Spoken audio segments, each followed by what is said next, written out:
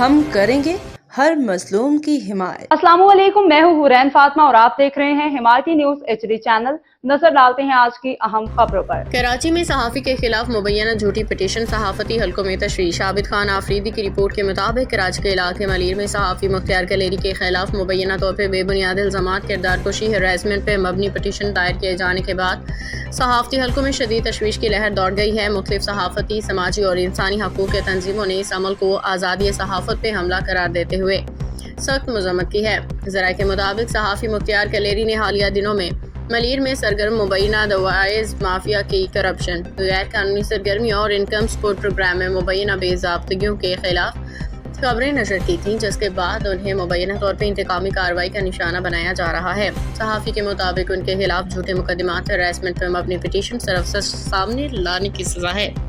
Pakistan Media council Malir کے صدر senior صحافی عزیز اللہ لاشاری نے اس صورتحال پہ شدید تشویش کا اظہار کرتے ہوئے کہا کہ اگر حقائق عوام کے سامنے لانے والے صحافیوں کو اس طرح دبانے کی کوشش کی گئی تو یہ آزادی صحافت کے لیے خطرناک مثال ہوگی۔ انہوں نے کہا کہ صحافیوں کا تحفظ، آزادی اظہار اور آئینی حقوق پاکستان میڈیا کونسل کی ریڈ لائن ہے اور اس پہ کسی قسم کا سمجھوتہ نہیں کیا جائے گا۔